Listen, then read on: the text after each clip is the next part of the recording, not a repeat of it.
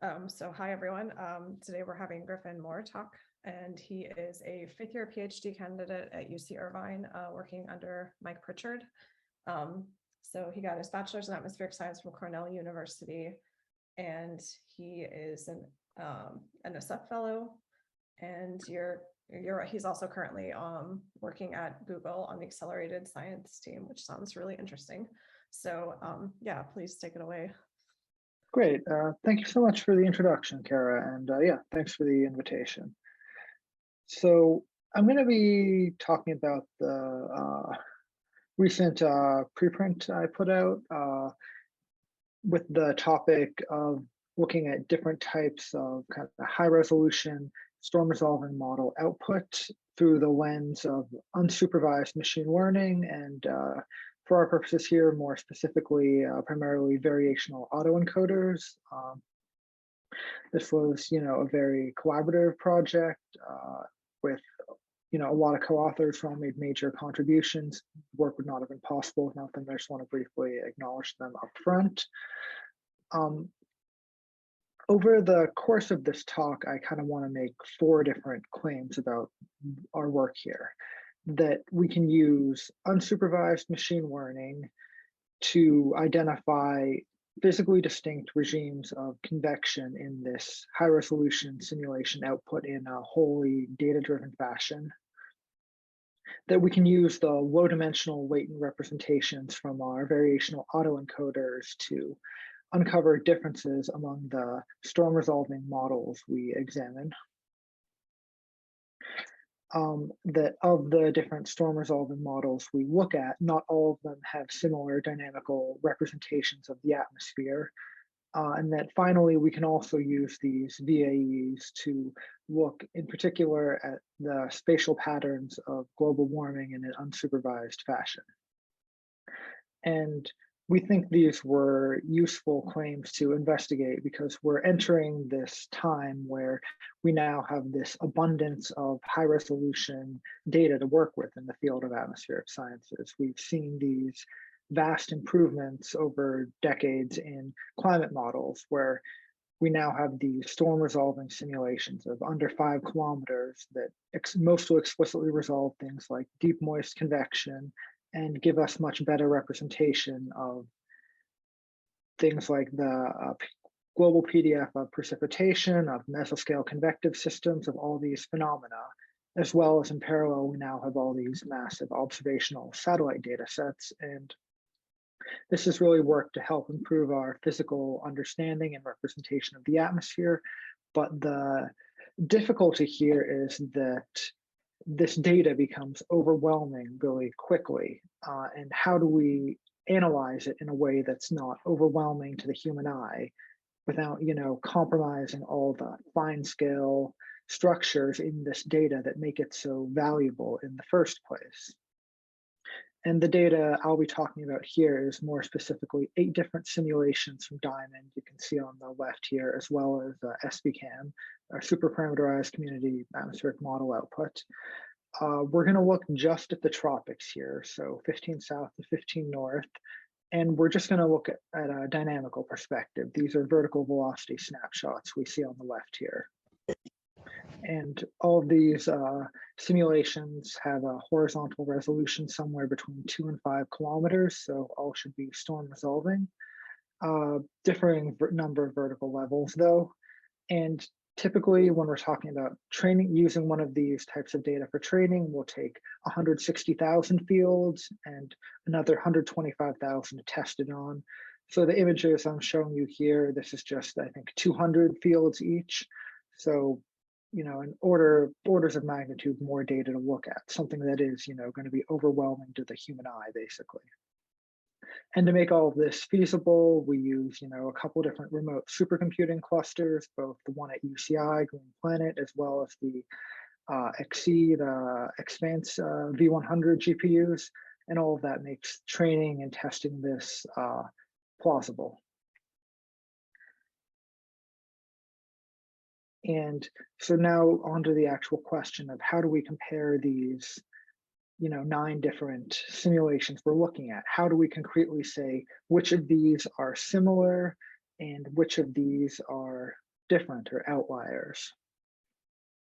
And to do that, we're going to turn to unsupervised machine learning, and more specifically, a fairly popular, at least in the field of computer vision, class of model known as the variational autoencoder, which takes some input image X and builds a low-dimensional latent representation Z.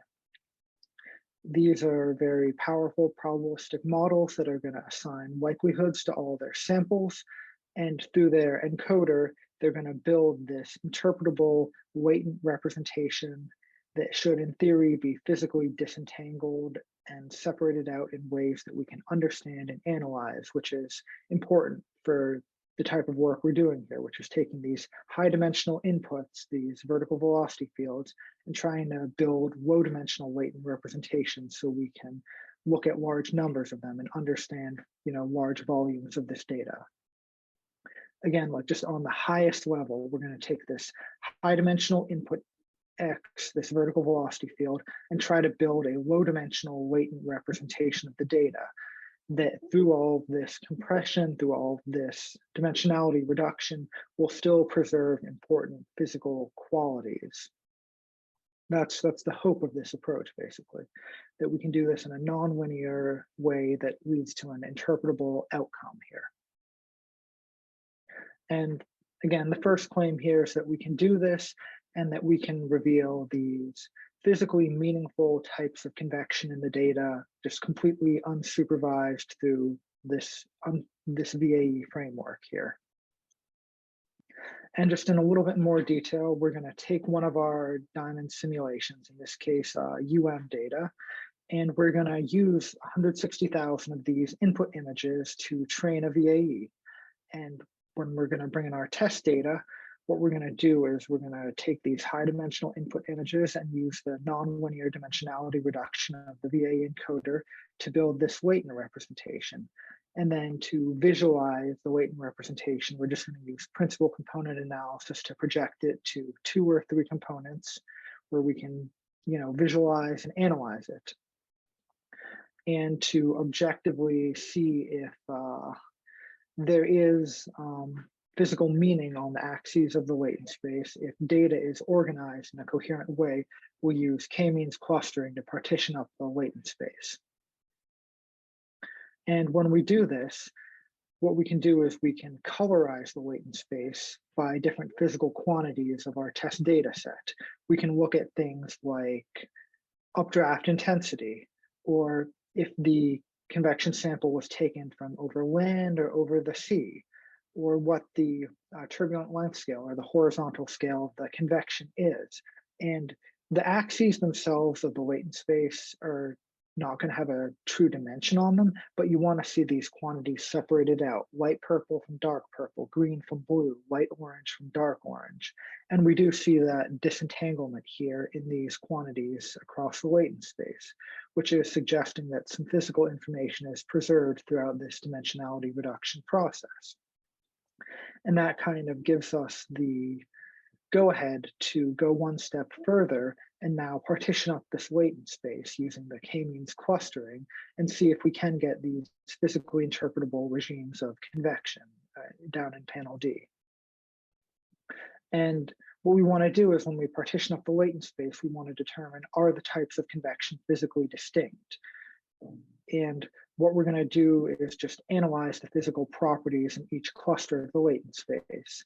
So we want to see, does each cluster have different vertical structure, and does each cluster have a different geographic domain? So a little more specifically, each of these points on the latent space, it corresponds to a full vertical velocity field, but there are, hundreds of thousands of these. So looking at all of them is a little bit difficult. So what we're going to do is we're going to take the first moment statistic of each of them in each cluster and just get the median first moment statistic. It's just kind of a summary of the vertical structure in each regime of convection. And each of these fields also has a latitude longitude coordinate, and we can look at the frequency of those in each regime of convection, and we can see, do certain clusters in the latent space occur preferentially in, excuse me one moment, in different regimes on Earth, or at least within the tropics.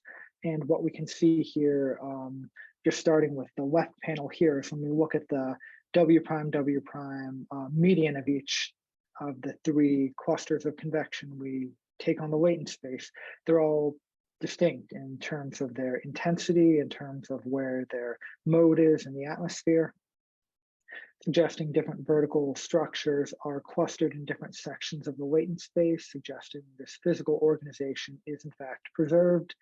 And then over here, we can also look at the geographic distribution of each of these latent space clusters. And what we see here is they have pretty physically coherent geographic domains. We have, one cluster that's mostly associated with the continents, one that's kind of associated with the ITCZ, the warm tropical waters where you'd expect a lot of deep moist convection to be occurring, and one that kind of unites the marine trade and shallow cumulus zones.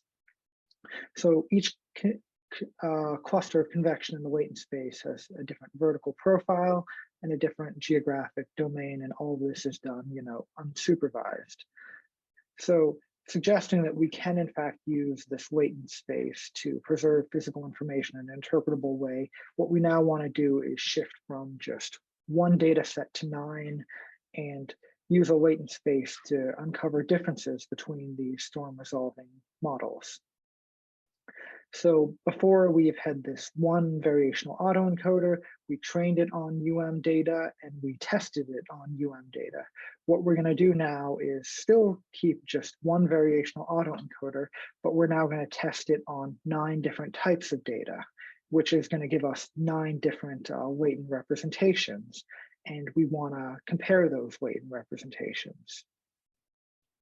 And what we want to see is that this approach generalizes, that this VAE is well trained enough to generalize to different types of test data here. So we want to see that physical coherence preserved in the different types of test data, that weaker convection, less turbulence, the light purples are separated out from the more intense convection, the dark purples, that we see some disentanglement between convection over land and convection over the ocean. And we do seem to see that across the 9 different types of test data. But what we also want to do now is compare these latent, just the visualization of these latent representations to see, do they look similar across models, or are there outliers we can begin to identify? And I think most people on just a quick visual inspection would say that most of these look pretty similar, but there are 2 in particular that have very different latent representations, that the data in this common latent space from these 2 simulations here, SBCam and SIM, is structured very differently, suggesting something different in the high dimensional simulation output. And what we can do here is, again, turn back to clustering the latent space here. And we've done this before for where we cluster the latent space, but because we're using k-means clustering, what we can do is we can save the centers from clustering. And now when we bring in a different type of data, we can use those centers to inform the clustering on that other type of data. So basically, the same centers for each data, which should give us comparable regimes of convection. And we can look at the shifts between each type of convection regime. And again, you can just see just a quick visualization of that we appear to get these comparable clusters between the different types of data, all informed by these common clusters. So we can now directly compare and see how, the shifts between the blue regime, our marine shallow convection between the 9 models, how different it looks, or between the red, the deep convection in the 9 models. Does deep convection look similar in all of them according to this metric, or are there substantial intermodal differences here? And again, analyzing these clusters, we're just going to look at the vertical structure here, getting the median W prime profile of each of them. And what we see here is, for the most part, they look similar when we break them into these 3 regimes, but there are 2 that stand out here from this perspective, in my opinion. Blue, the SAM data, and red, the SBCAM data, just like the weight and space visualizations were different for these two types of data, suggesting something dissimilar about their dynamical representation, about their vertical velocity fields. And actually, after we released the preprint, Chris Bretherton reached out to us to comment on this and said that, this could be considered kind of a reassuring result because both of these models have certain approximations in the inelastic formulations of buoyancy and therefore vertical velocity, suggesting something physically reassuring about just this kind of qualitative inspection of a latent space, that this almost expected physical difference is going to be found through these qualitative inspections. But we want to take this one step further and more concretely say which of the SRMs are dynamically consistent and which aren't. And to do that, we need to be a little bit more quantitative than just these kind of qualitative weight and space inspections. And a natural way to do that is analyzing the different high resolution simulation output. And the best way to do this is to think of, or to try to understand the small but consistent differences that are going to be present across all of these high resolution simulation outputs, these distribution shifts, as it's commonly referred to in machine learning terminology. But historically, these are analyzed in a supervised setup, and everything we've done thus far has been unsupervised learning. So we're now going to introduce a framework to measure distribution shifts in unsupervised data-driven fashion. And a natural way to measure a difference between two distribution shifts would be through the KL divergence, where you have, two different distributions, PA and PB from two different data sets, A and B. And you can calculate the KL divergence between them, which is a non-symmetric, typically a positive non-zero measure of difference here. And for two distributions that are similar, you're going to see a very small KL divergence, or if it was the same distribution, you would see a KL divergence of 0.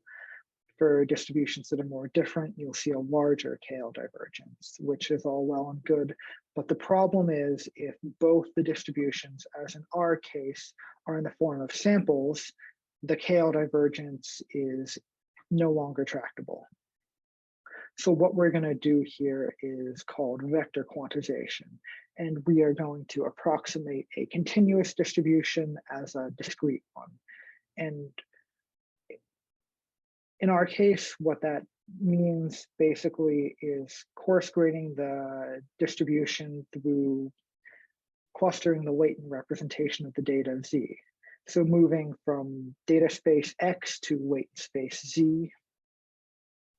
And what we're going to do here basically is calculate the distribution of the data through the probability of the data being assigned to each type of convection. So each regime of convection that allows us to get this discrete distribution of the data. And this works better. The more bins we have, the better we can approximate this continuous distribution. So before we were talking about 3 regimes of convection. Here we're actually going to increase the number of centers here to 50 to better approximate the true lower bound of the KL divergence here. And what we can do then is we can measure the KL divergence between these two approximated distributions here to get a measure of similarity or difference between two different diamond storm resolving models. Here, again, based on these probabilities of being assigned to different types of convection. And just like to kind of summarize what this approach here is. So we have 2 different simulation outputs here. We have A and B here, just 2 different diamond SRMs. And we're going to train a VAE on A, and we're going to train a VAE on B. So that gives us 2 different VAE models, theta A and theta B. And we're going to use each VAE as we did in parts 1 and 2 to get representations of latent representations of each type of data. So using the variational autoencoder trained on A to get a latent representation of A and a latent representation of B, and using the variational autoencoder trained on data B to get a latent representation of B and a latent representation of A. And we'll cluster those latent representations, and we'll save the centers. And like we did in part 2, we'll use the centers to cluster the other data here. So the center saved in A to cluster AB, and the center saved from BB to cluster BA. And then we can, again, coarse grain the data to get these PDFs based on the cluster probabilities.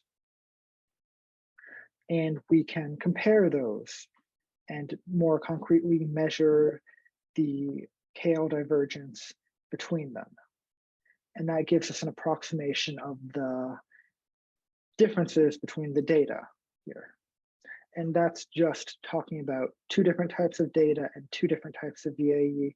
But if we think back to the beginning here, what we're actually doing here is 9 different types of data, these 9 different SRMs. So we introduce 9 different VAEs. And that allows us basically to build out a table of similarity or differences between the storm resolving models. And hopefully we can find some coherent structure and some coherent patterns that are common across the VAEs and across the different types of data. And what we do when we've built that out here is we can look at this table here, where again, if we think back, darker reds are going to be larger KL divergences. So in theory, larger storm resolving model dynamical differences.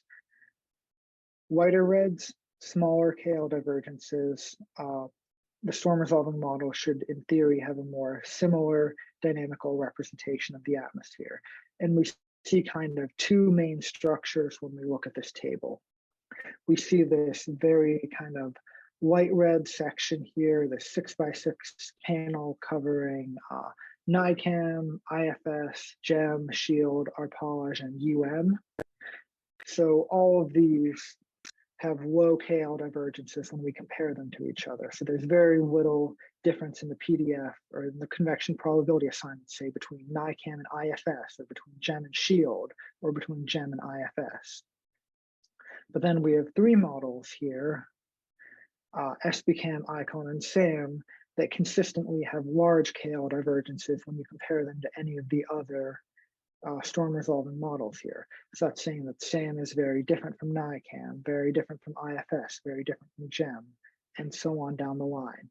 That when we make these PDFs of convection probabilities, there's a big shift between SAM and any of the others, or between SBCAM and any of the others, or between ICON and any of the others. And if we think back, this is actually one more kind of outlier than we found through the latent space inspection. So now that we're informed by this more quantitative metric, can we go back and find some physical difference between ICON and the other storm resolving models? This extra one we found through this quantitative approach. Basically, can we go back and retroactively verify this somehow in a physically interpretable way?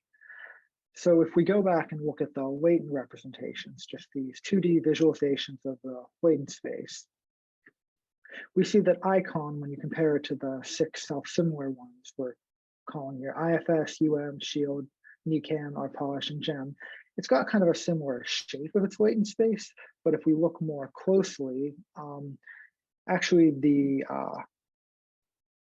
domain of the latent space is very different. And again, the axes here on these latent space projections, they're not technically physically meaningful, but they're all identical in this case. So the fact that ICON has a different domain here is suggesting something different. None of the samples of ICON fall on the section of the latent space that these other ones fall on. And what the problem here, actually, just one more thing I'll say here, is that these are relatively high test data set sizes here for this kind of projection. each of these is over 100,000, so that's going to hide density differences. So ICON might have, when we looked at the vertical profiles, it seemed to have the same 3 types of convection as the other simulations, but the proportions of that could be very different. And when we actually do look at the proportions of convection assigned by the latent space here, we see that ICON, like SAM and SVCAM, actually has much higher proportion of the simulation output assigned to these more intense classes of convection compared to the other 6. So then what we see here is that this more quantitative approach allowed us to basically helped guide our more qualitative approach, our latent space inspection. It helped drive what we were looking for, having this kind of quantitative guideline. And then the last thing I kind of want to talk about here is this idea of using VAEs to try to compare different climates and see if we can capture the patterns of global warming. So kind of one more diagram here is, again, using a VAE. Now we're switching just to SVCAM data for this because there's lots of different kinds of diamond data, but we don't have diamond simulations that we could use that would simulate global warming. So what we do is we take an SVCAM simulation, what we're going to call a control simulation, and use it to train a VAE. We're going to get latent space. We can cluster that latent space, and we can save the centers from clustering. This is all something we've done a lot before, but what we're going to do now is we're going to introduce a second simulation of SVCAM as test data, but this time we're going to warm the sea surface temperatures by 4 degrees Kelvin as a proxy for global warming. And that's going to give us a new latent representation. And what we can do here is we can use the centers we saved from the control simulation to control the clustering of the latent space. And that will allow us to track the shift in each cluster of convection as the climate warms. And we can see what changes we're able to capture, both in terms of the 2 ways we've been looking at convection, in terms of the vertical structure of it and its geographic domain. We can look at the shifts there between each regime of convection. And more specifically, we can quantify these as probability shifts.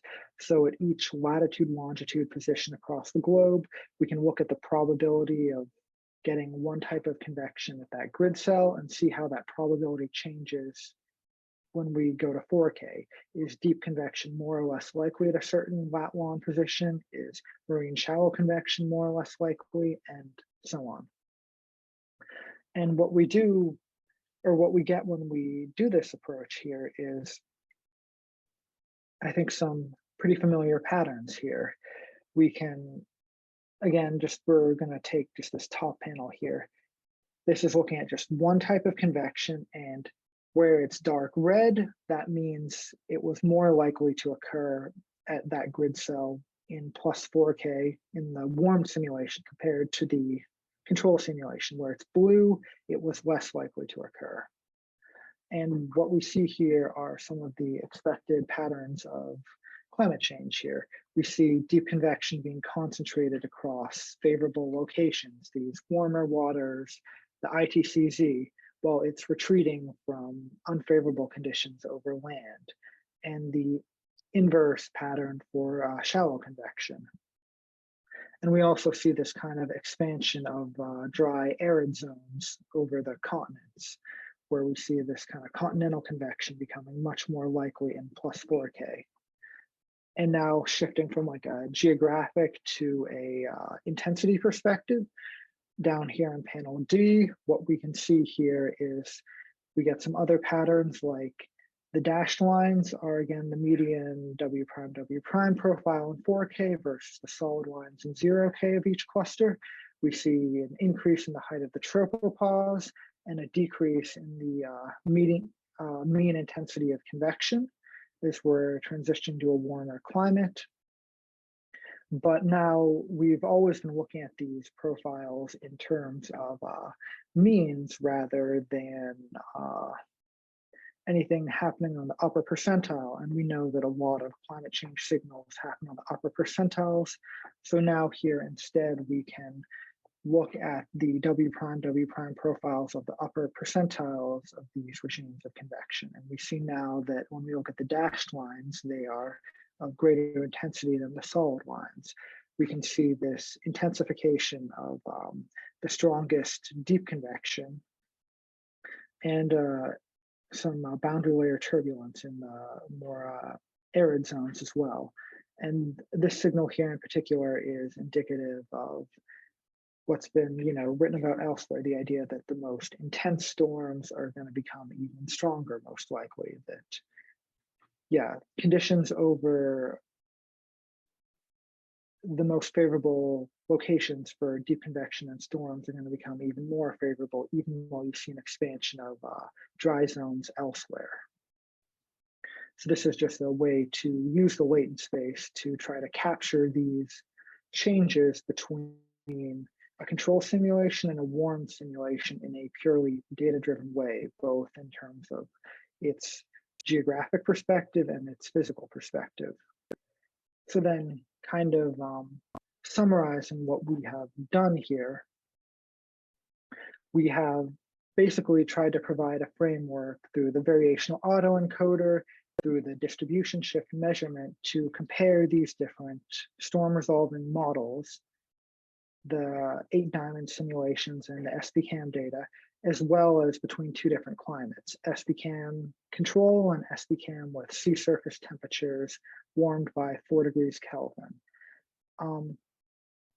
And we think that this provides a complementary view to a lot of the physically informed analysis that is traditionally done. But also the fact that when we do this type of analysis and we do find these dynamical differences between SRMs, it, I think, suggests the need for greater study of these storm resolving models and for a lot more study and consideration of the different parameterization choices that are used and the implications that has for each of the, or for the outcomes of the dynamical representation of the atmosphere. One thing I will say though, that what we're claiming here is about dynamical differences. We're not claiming anything about their thermodynamical representation of the atmosphere. For that, what we could do in the future is go from a single channel VAE to a multi-channel VAE, where instead of just looking at vertical velocity fields, we're looking at vertical velocity, temperature, specific humidity, maybe precipitation, and we're building latent representations that are informed by all of these variables. And that could allow us to say something about the thermodynamic representation as well.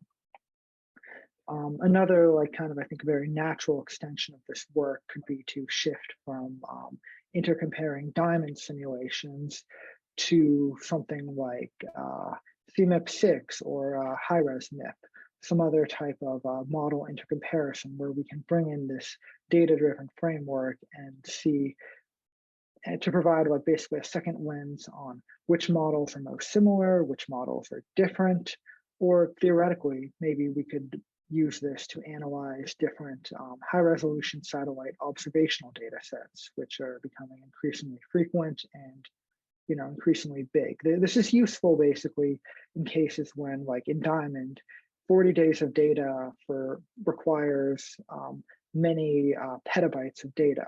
So this is where we're dealing with these overwhelming volumes of data. If you are curious about more, that QR code will take you to the full preprint of our work. We'll also talk about this a little bit at AGU, but otherwise, I think that concludes most of what I had to say. Thank you all very much for your attention. And I'll take any questions if there are any.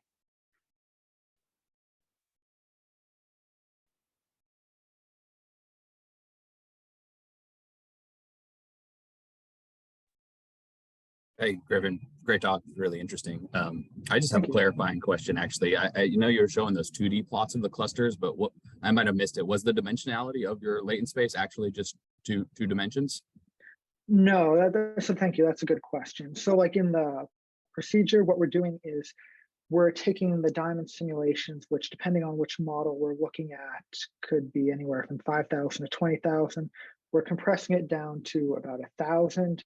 We cluster in that space of 1,000, but then we project it down to 3 components or 2 components with PCA at that point. We probably could have been more aggressive with the compression if we wanted. Like empirically, we found that it still seems to hold if you go down to like 250, 120 even, but for our purposes, we kept it a little bit wider. Sort of like, I think it's like pretty common in certain, I think like VAUs for like CIFAR 10 data, for instance, you have a much wider latent space typically than like simpler VAUs for, what's it called? The numbers data set. I'm forgetting what it's called, but whatever the, oh, yeah. Thank you, MNIST, yeah, thank you, yeah. So a little bit more complex than an MNIST data set. I can imagine. Thank you. Can I ask, like, so you mentioned that, like Chris Brotherton had pointed out that these 2 models, like SPCAM and SAM, have this different representation. Do you think that there's like, so I guess that still like requires some expert knowledge. Do you think there's like, did you think at all about whether there might be some way to use like a data-driven approach to kind of point to which specific part of those parameterizations or differences in the model might be the, I don't know, this is a very like philosophical question, I think, but like if there's some way to actually point to what those differences are in the model, or is it more just like comparing between different data sets? That's a really good question, actually. Yeah, because so like what we do is this kind of or like that, what that's an instance of is, you know, we use the VAEs and the distribution shift measurement to like, you know, identify the outliers, and then, you know, so a domain expert like Chris Brotherton can come say, oh, this makes sense to me, this division makes sense to me, because like these 2 are requiring certain assumptions in their derivation of buoyancy that, you know, might make them candidates to be different. Or with Icon, the other one, you know, that one actually has certain shallow convective parameterizations turned off, we've found. So that's another reason that one could be an outlier. So there's this kind of 2-step, but in terms of like making that whole process data driven, it's hard to think of like how you'd go beyond just like summarizing like the different cluster, you know, vertical velocity statistics. I'm trying to think of how you could tie that into the parameterization itself. And that's a really interesting extension. I don't really know the mechanics exactly of how you could tie that up through some kind of like interpretable AI, but it's a very good extension. I just don't know the details of how you would implement that necessarily. Yeah, I think it's, yeah, definitely a philosophical question. I have kind of a sub question of what Kara just asked, as I just happened to notice when you were showing the KL divergence that I think the like Icon and CAM or SPCAM, I forget, those models, even though they were different from the 6x6 square, they actually were pretty close to each other, it seemed, at least measured by the KL divergence. So I'm curious what model choices those 2 models made that might explain that. Let me pull up really quickly, actually. Yeah, let me go back to that slide really quick, because there's unfortunately in the 9x9 table there's a bit going on. Your comment was about was it Icon and SPCAM being similar relatively? Yeah, unless it's maybe the color bar tricking me, but looks. Oh, okay, maybe I'm wrong actually. They're not. Yeah, there's still a difference there, which is a little reassuring, because you want SPCAM to be different than most of the diamond simulations, or this is a sign that the method is a little funky if it's not. So, yeah. Right. Well, then I guess going back to the Kara's, there's like a lot of model choices that could be different. It's not like a binary, because not only are those 3 models different from the other models that are similar, but they're all different from each other. So yeah. DJ?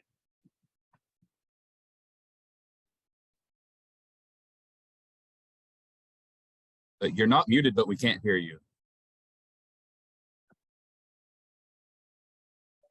You should be able to hear me now. Yeah. So in the comparisons you were doing, you were looking across like a bunch of different simulations from Diamond. Have you done any comparisons against like a reanalysis data set or something that would be closer to a like I guess closer to an observation to see like which of these model systems is closer to whatever your best representation of truth is? And or is there anything that's actually, if you have done this, is there anything that's actually close to truth, or all the models sort of kind of clustered around each other, which is what I see sometimes? Yeah, that's another really good question, and that is like I think like one piece of that. That's kind of like one limitation of the results I show here is that we can say that through this metric we can say we have this group of self-similar 6 simulations, and then these 3 that are behaving differently. But because we don't have a ground truth, we can't say that one of the 3 that's, I'm using the term outlier here loosely, but just for conversational purposes, one of the 3 outliers isn't actually the correct one that's close to ground truth. I'm not really sure like what the ground truth, like what a ground truth data set could be in this case, where you'd get that global, 3D high resolution vertical velocity like observational data set. I don't really know where we can find that, or if you have any thoughts about that, I'd be curious, like what could like serve as a ground truth for this type of work, but nothing really came to mind for us when we were doing this comparison in terms of what could serve as a ground truth necessarily. Yeah, the closest that you might be able to get, like, since there isn't really a global, like possibly really like this kind of sampling of vertical velocities everywhere, is potentially doing, if you can, like, I guess a model space connected to connect the thing you're interested in to another proxy variable that is observable. So maybe it's lightning activity, or it's some like looking for recurrence of overshooting top. At least this is like work for deep convection, but they wouldn't work for like shallow convection. But maybe it's getting towards some kind of satellite imagery thing, or something that a variable that would be in something like error 5, but that would have its own issues because it's not, it still has the model built into it.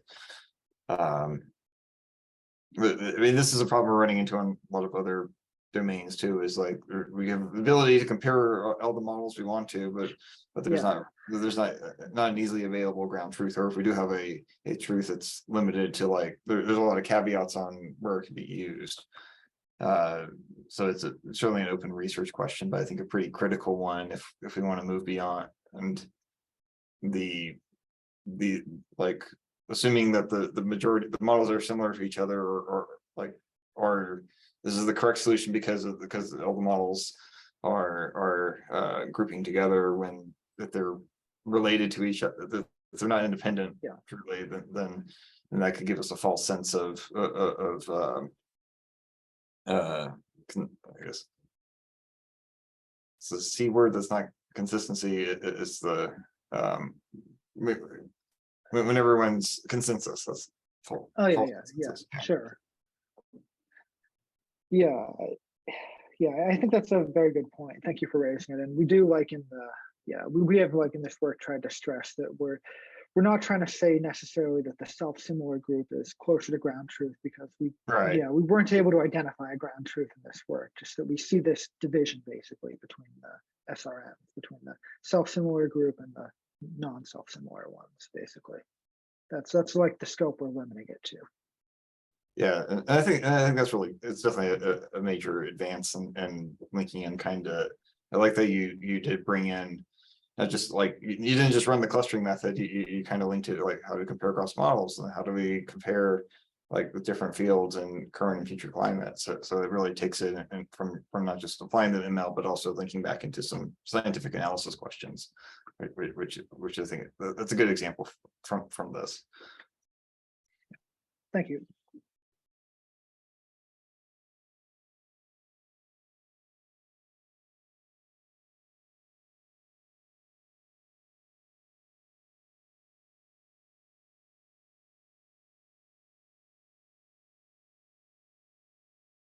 Maybe this is a really like technical question, but So you used a variational autoencoder. Did you have any issues with training the VAE? I guess like practically speaking, I've had more issues training VAEs than like autoencoders.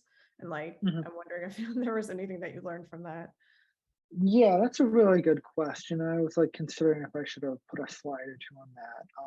It was actually like a big problem initially to train variational autoencoders when we were like debating how to do this. We're having the debate, should we do VAE or GAN? We had read a lot that GANs are really, really difficult to train. So we went VAE and also for certain other like representation learning qualities. And I think like our problem was, for me at least, this was like my first, when I started this project a couple years ago, it was like my first foray into VAEs, and I kind of naively thought, okay, I'll adopt an architecture similar to like an MNIST VAE, right? And that did not work for the longest time. So we had to start making these architecture changes to get it to work for these high resolution vertical velocity fields. And just kind of like summing up what we learned over the course of that was we initially were doing a mixed convolutional dense architecture, and we found that switching to a fully convolutional encoder and decoder helped preserve the local spatial correlations in those vertical velocity fields, which led to much better reconstructions and a much more interpretable latent space. So fully convolutional architecture was important. Having a wider latent space than was used for VAEs like for MNIST was important. Two other things that I'm blanking on right now, but those are, I wish I could remember the other two. I normally have a list of 4 I think of, but the 2 that are really coming to mind right now are fully convolutional was good, and a wide enough latent space are important. And the third thing we had to put on an annealing term. So if we think of the this is getting like very technical here, but if we think of the VAE loss as approximating the evidence lower bound or the elbow, and you have 2 terms in that, you have your reconstruction loss and your KL divergence, and each of those terms, one of them is helping the encoder more, and one of them is helping the decoder more. And you have this problem a lot in VAEs where you get to what's called posterior collapse. And we were having that initially. And what we did was we put on one of those terms, the KL divergence, just a beta factor, where initially we call on epoch 0, we call beta 0. So the VAE only is the reconstruction loss. Then on epoch 1, we give it a small weight, and we linearly increase the weight of that all the way up to 1. So by the end of 1600 epochs, which is how long we train this VAE, it's able to basically learn both the encoder and the decoder portions well, because it only has to learn one term first, then you can slowly introduce the other term of the loss. So that idea of like annealing was very, very critical actually for getting a decent performance of the VAE. So those are the things I would say that were helpful to us in terms of getting like functional VAEs that could work across the diamond data sets and generalize. Thanks, that's helpful. I think that the annealing thing is one of the things I've been trying, so it's good to know that will be helpful. Yeah. And there's like lots of different types in the literature. There's like the cyclical, the fancier stuff, but we found just linear worked fine for our purposes.